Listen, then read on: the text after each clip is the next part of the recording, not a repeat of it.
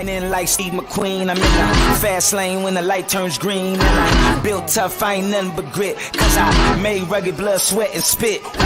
Yeah, like a horse I fly. Better push yourself in for a bumpy ride. I like to play hard, but I work harder. And I weather the storm cause I'm built stronger. What is up, ladies and gentlemen? We are back. We are live. It is the Freight Coach Morning Show, the top morning show in transportation, coming to you every single weekday, 8:30 a.m. Pacific, 10:30 Central, to break down some industry headlines and actually provide some insight into what you can do with this information. And instead of proclaiming the sky is falling, go fuck yourself. We are here to literally help provide education and value for you, all right?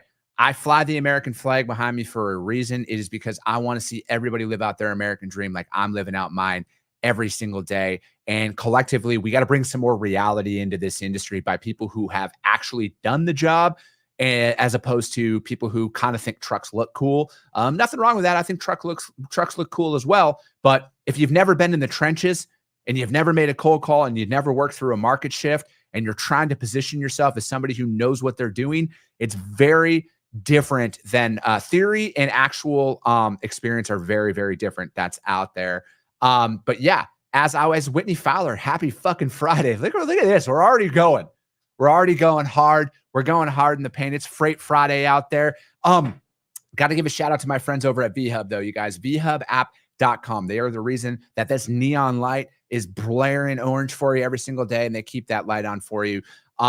Access to trailers, you guys, whether you're a broker, carrier, or a shipper alike, we all need access to trailers, you guys. And this is a seamless tool for you guys to utilize. It benefits every part of the industry. And the best part about it, if you're an owner operator or a small fleet and you don't want to shut your operation down while you might have your trailer in a shop, you can do that, and you can get paid to do that, most importantly. So right now, with what they're working on, you guys, we got a bunch of dry vans over in Paragould, Arkansas that need to go up into the Pacific Northwest. They're paying $1,850 to go into Delta, BC right now, which is just outside of Vancouver.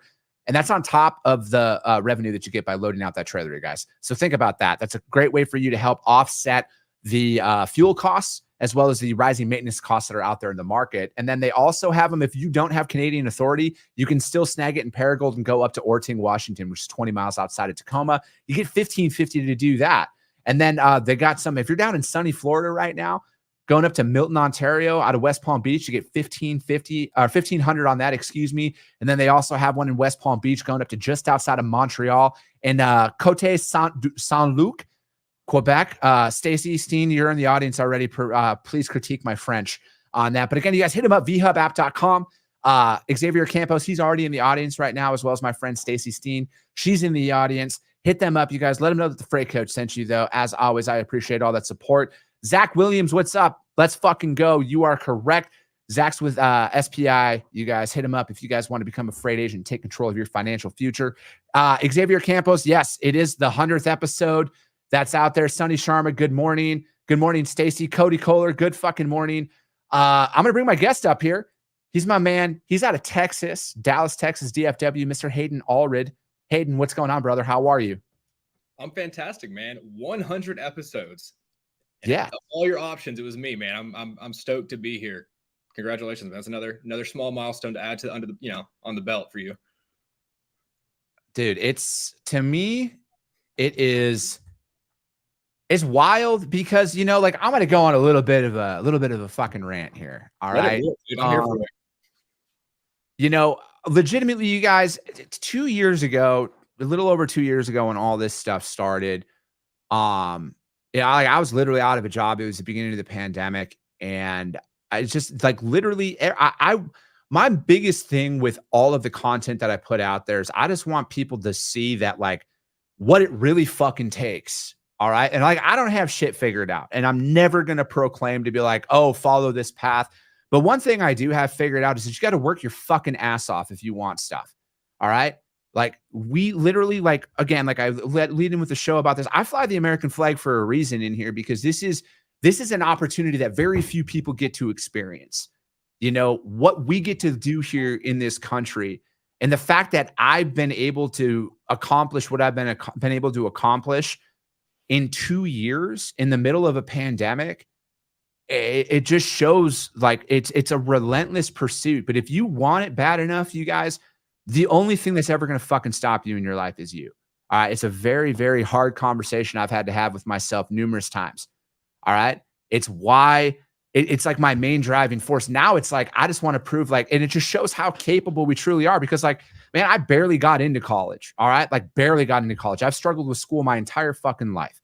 All right. Like on paper, not exactly the most clear path to success and everything else. I'm from a working class family in northern Wisconsin. All right. I'm from a blue collar family, and I just want to bring these resources down to everybody out there because I truly want to see everybody live their American dream, man.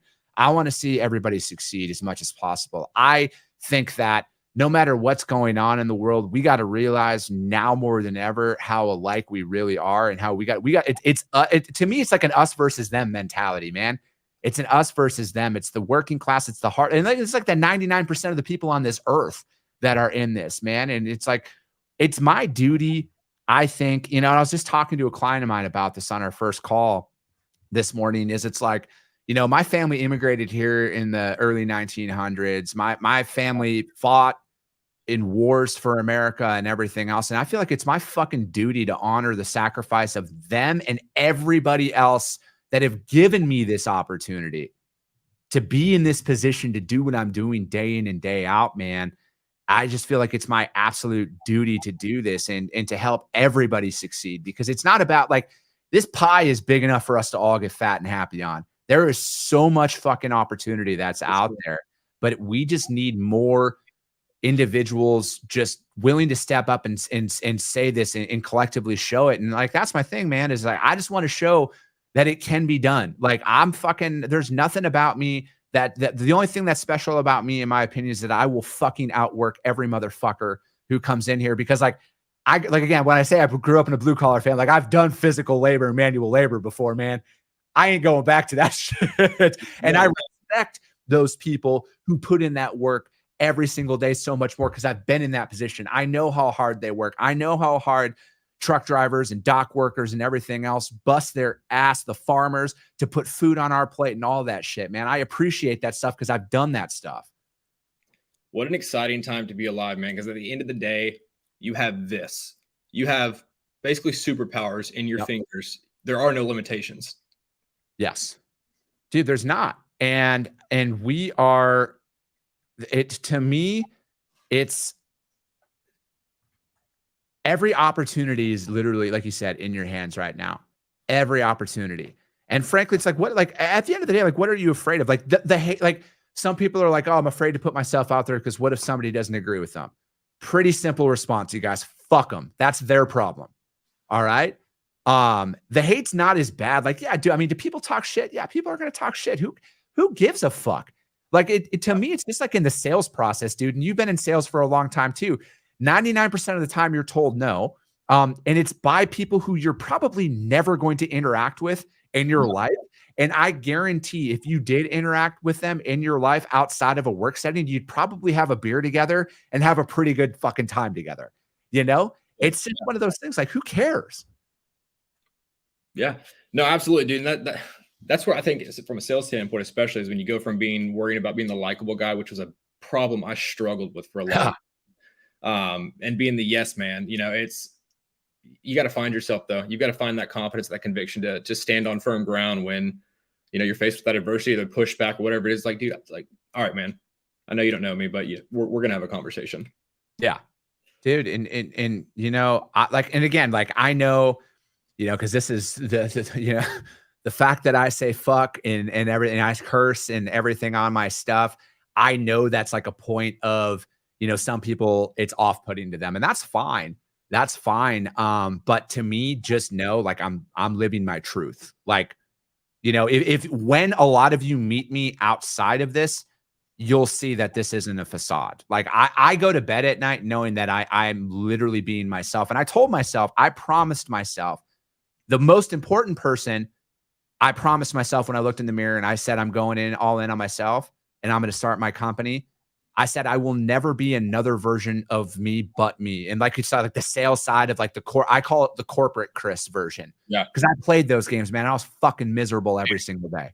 Dude, we could go down a rabbit hole about that because I felt that was like what I had to do to prove myself in an industry that I was new to, right? And the company I started with at Worldwide Express, they did such a good job fostering that competitive suit tie, environment. And it got to the point where it became an obsession and I became Mr. Professional. But at the end of the day, dude, like I felt like the more I learned, the higher my conversations had to elevate. But at the end of the day, I keep forgetting, like, we're talking about transportation here. This doesn't need to get complicated. No one likes that Mr. Professional guy that's trying to be overly articulate. You got to be yourself.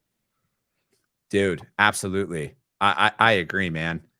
And dude, I just think that so many people it's almost like, because again, like in the social media world, at this point, guys, we might not actually break down any articles, but we're just gonna fuck people up with some truth here today.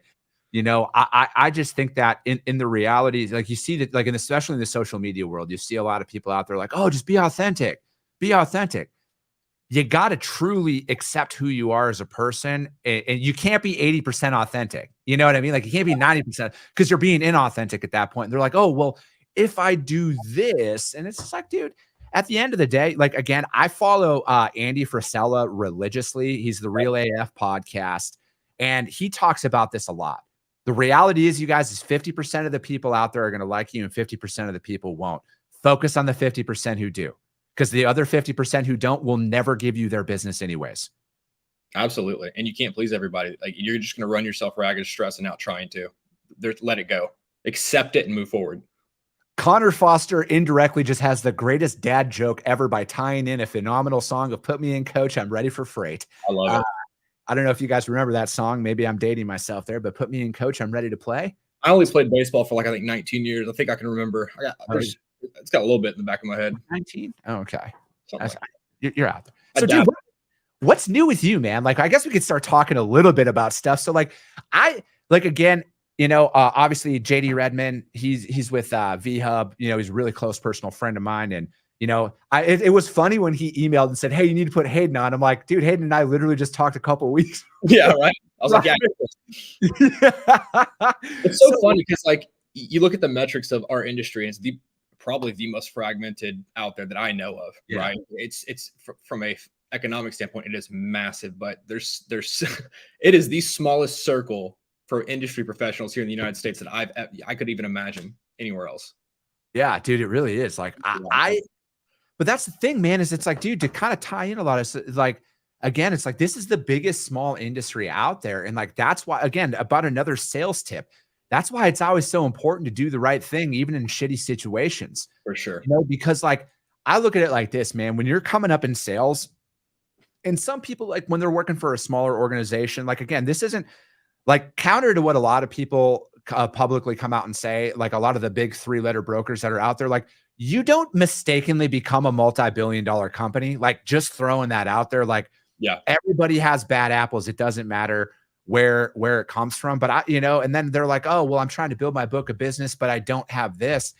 I think, to me, if you cold call somebody and they don't know who you are, like at first, because like, dude, I work for a pure startup brokerage, right? Like Unicron Logistics out of Nevada. I was like employee number 3 there. My buddy started it up. I remember early on, man, because we all came from one of the big 3-letter brokers, and we were like, we're cold calling, like, who are you guys? And like, at first I was kind of like, what the fuck? And then I thought about it. I'm like, wait a second. I've never called somebody and be like, we're not going to work with you because so-and-so from 3 years ago fucked us over. And I'm like, hold on, this is a good thing. We got to double down on this shit. Yeah. No, absolutely. I use the analogy too. It's like you could go to a 5-star steakhouse. It's got 1,000 reviews. It's phenomenal. You sit down and your server they're having a shitty week. They're having a terrible night. Your experience is going to be based on the person managing that. If they don't serve you well, if you don't have a good experience, in your mind, you're probably like, dude, that restaurant was awful. And it's like, at the end of the day, it's like, no, it's a phenomenal restaurant. You just the nuance of your experience, it sucked. And unfortunately, but it's the same thing with reps. Like, oh, we don't work with so-and-so, it's wild.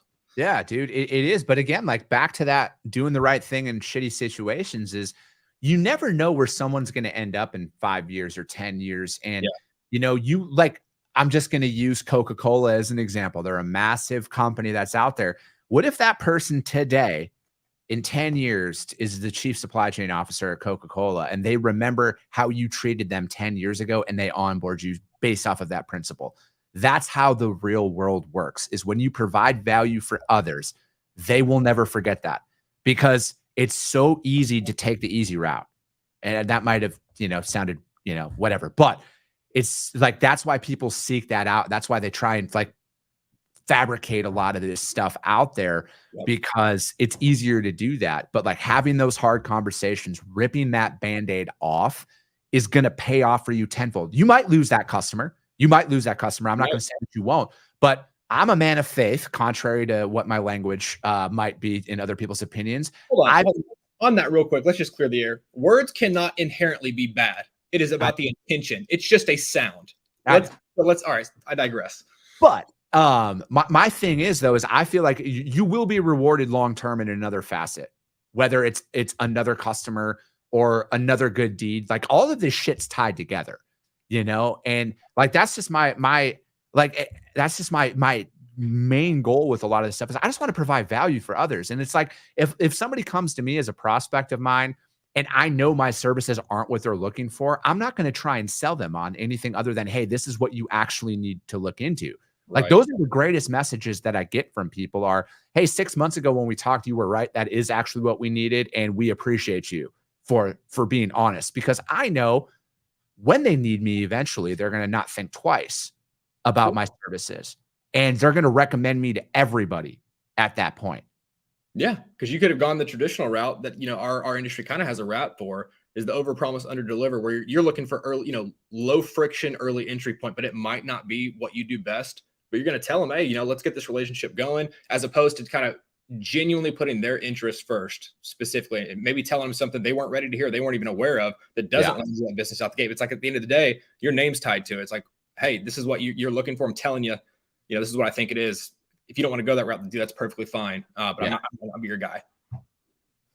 Yes, I agree with that, man. So like, what are you doing now, though? Like, where are you at? What are you guys doing out there in the market? Yeah, so I'm at a company called Truckbook right now. I'm not sure, how much you've heard of it, but the company started out in 2018 as a really driver-centric is the core business model here. So high level, the owner operators, the small fleet owners, the truckpreneurs, if you will, are the ones that are exposed to the most empty miles, right? And I think on national average, it's like 29% across the board. Yeah.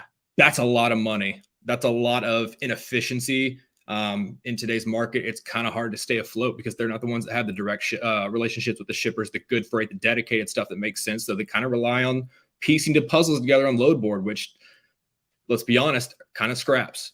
Yeah, typically. So our job was, we wanted to kind of simplify the entire thing, give them an app that was essentially business in a box form. It gives them their routing, it optimizes it, it creates a more optimal puzzle, to which, they're incentivized to, so that they can really, reach the goals they want to as an entrepreneur, moving freight. So quick case study, before getting too deep into it, using our proprietary algorithms to really optimize their entire business.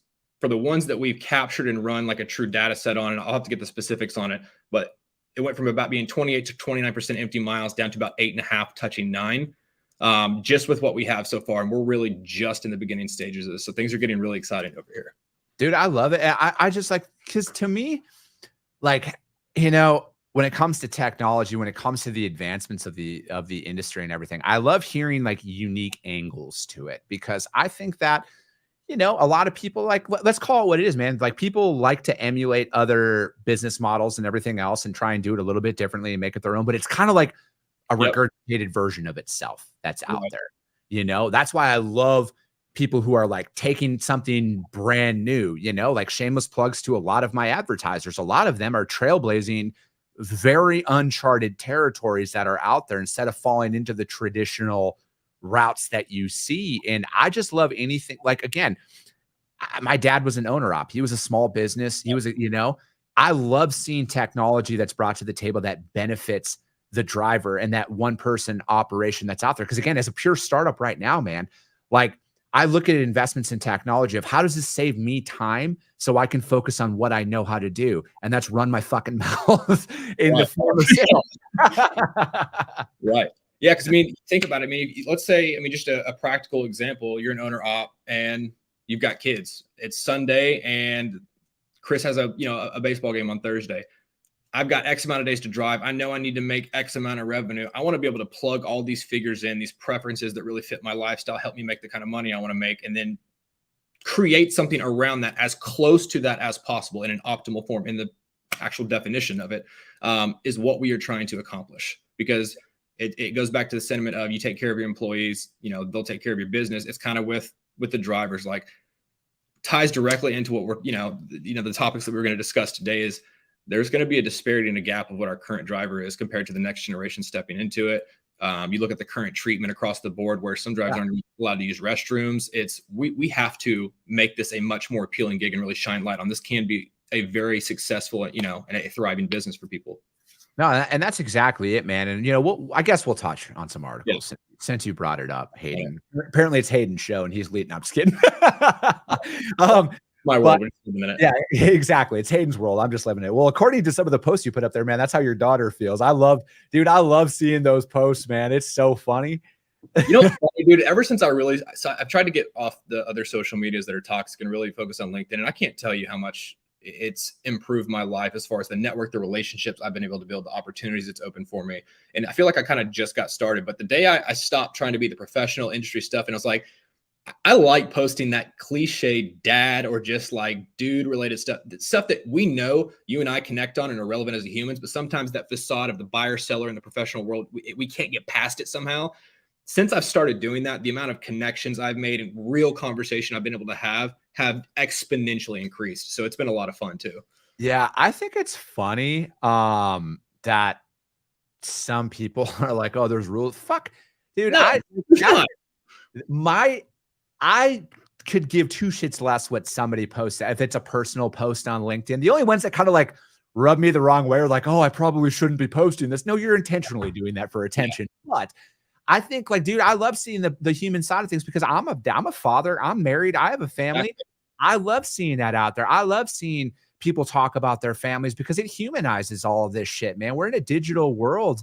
And to me, it's like, I love seeing people take their kids to the baseball games and the coaching and being involved. Like, personally, because it's like, I think that's the type of content that needs to be out there, is bringing back the awareness of like having a solid home and being an involved parent and showing that side of life. Like, the business is a very small percent. Like honestly, I want my son, when he's older, to be like, I had a fucking great dad. That's my biggest concern in life. I don't give, like, whatever happens, I want my son and my future children to look at me and be like, he was a great dad. Dad's the only title I'm concerned about ever having. And it's a non-negotiable. I'm getting emotional thinking about it because my parents were at everything for me. And they split at 11, but you know what? They were still great friends. They still have the same relationship as they do today. They did not miss a single thing. I had all the support in the world, so I want my girls to obviously have that. It's a non-negotiable. Dude, and that's exactly it. And I just feel like the people out there who are like trying to put rules to it, go fuck yourself. Like, go cry in the mirror. So my mantra now is, we just went through 2020 and we're currently here. All formalities and rules are out the window. Yeah. All out the window. Exactly. Exactly. I guess so. First article I guess we'll touch on is ttnews.com, and it is talking about the truckload sector's Q2 slowdown, not nearly as bad as feared. And again, like my biggest takeaways from this one, goes on to say the truckload sector reported a strong second quarter, but there were signs that nearly 2 years of robust freight activity may be starting to slow. I think there's a lot of trepidation around earnings. And then there was a big concern that second quarter earnings were going to reflect this big downward shift in what we were seeing in the spot rate activity. And the reality was the second quarter earnings were decent, maybe even a little bit better than expected. He did point out, though, that the slowdown of the spot market activity started happening around March. And then he goes on to say, I spoke to several investors in the quarter. And I feel like there was some concern that rhetoric was going to be more negative than ultimately guidance would come down. You didn't really see that. You saw guidance for the most part go up. And you heard some rhetoric that sort of signaled that there's more uncertainty around peak season that will ultimately happen in late Q3 into Q4. I think the tone has generally been pretty conservative, but the numbers remain pretty good for 2022. And, to me, it's like, that's like what I don't look like. I think like putting that singular rate per mile national average shit out there is very, very misleading. The real numbers that I pay attention to all the time, you guys always put it out. I pay attention to the overall national average. or like the freight volume, excuse me, the overall national freight volume.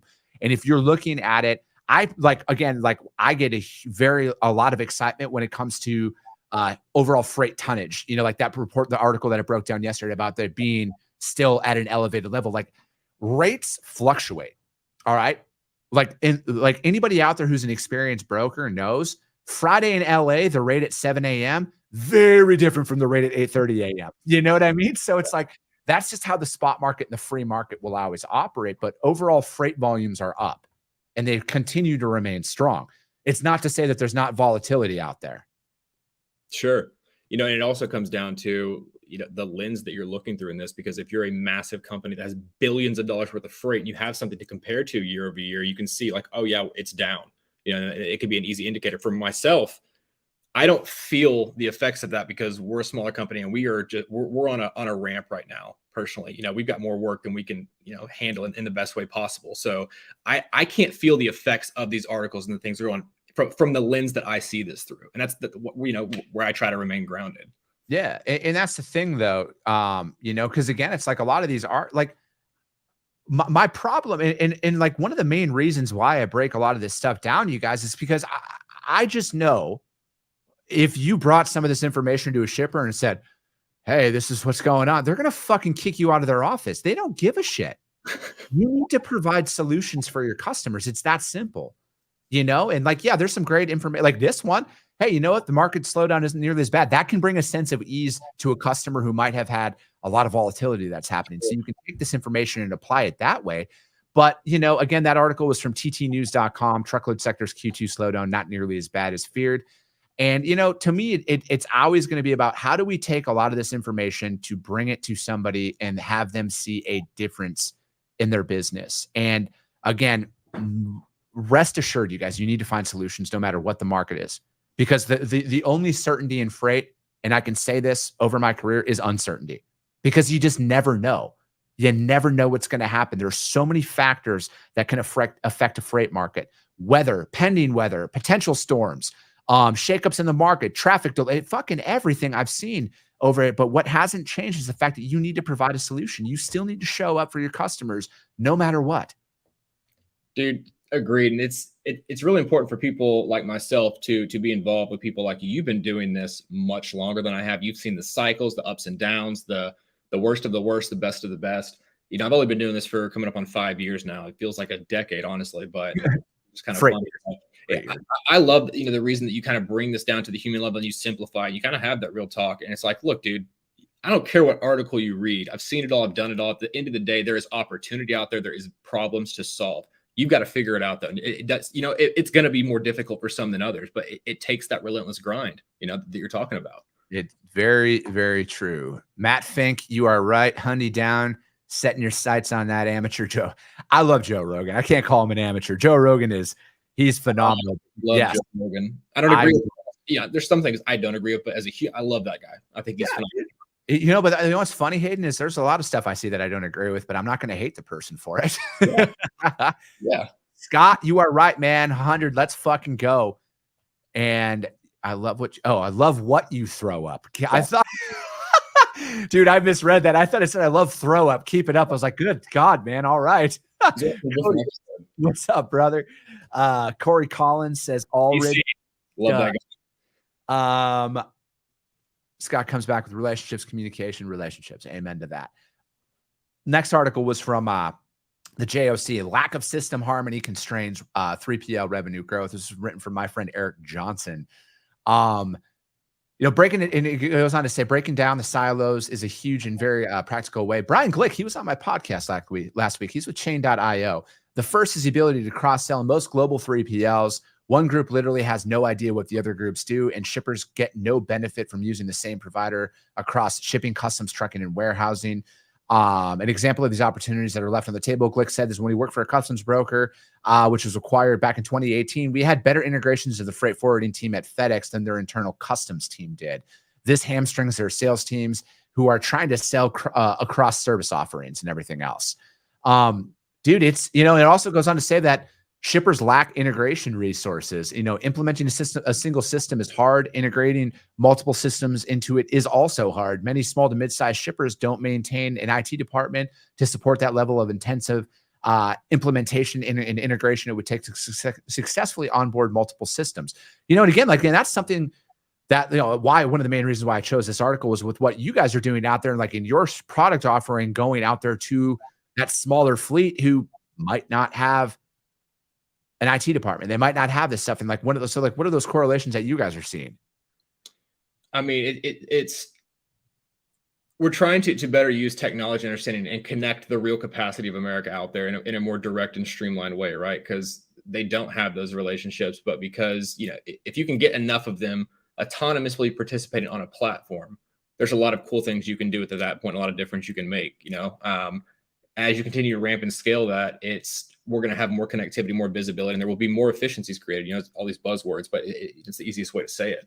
It's funny you mentioned, the small to mid-size lacking IT. You can go to the other end of the spectrum. You've got the massive shippers that have these decades worth of legacy systems that are so deeply rooted across their entire infrastructure, and it's so antiquated. It doesn't have API connections. It doesn't have the amount of capital it's going to take and the interruption of their day-to-day operations is going to take to rip that and put in something more modern is going to be very expensive and intrusive. Yeah, dude. Absolutely, man. Damn, we're already out of time. We're gonna go a couple minutes over, but that one, again, joc.com, lack of system harmony constrains 3PL revenue growth. I know we didn't really get into it that deep, but you know what? Check out these articles, you guys. All of them will be uploaded to the Freight Coach YouTube channel for the video replay, as well as the Coffee with the Freight Coach podcast platform for the audio only on that. And again, read all of these articles on your own. Please read them all and formulate everything out there. And the last article that we're going to touch on here is from fleetowner.com, and it's attracting the next generation in trucking. And I actually had this organization, the highlight of this is Next Generation Trucking Association, on my podcast a while ago. And it's about bringing this to the high school level, getting people excited about this industry in high school. I mean, dude, I know you're from Dallas, but dude, I'm from a small ass town in northern Wisconsin. The only reason I knew about trucking is because my dad drove. Yeah. And I think that there's going to be a resurgence on the emphasis of the trades out there. And I personally think driver pay will continue to vastly increase coming up here because there is such a lack of people who get into the trades. And therefore, the way capitalism works for us all out there listening is people are going to pay more money to get the job done because there's going to be less people out there doing it. And I think that that's going to naturally increase driver pay. But it's also how do we get people excited about trucking? Is it the most glamorous job? It's not the most glamorous job, but what is? But here's the one thing is you will always have a job if you work in trucking, and that's why I love this industry so much, because it is the backbone of the U.S. economy. It's the backbone of the world economy at the end of the day. 1,000%. And if you're in it, we got to get people excited about it. Again, it's not about how do we, the next, the 50 and the 60-year-olds out there who are maybe looking into a second career, because it is about getting them in the industry, but it's how do we get people excited at the younger generation, the younger individuals, and get them into this industry where they don't look elsewhere?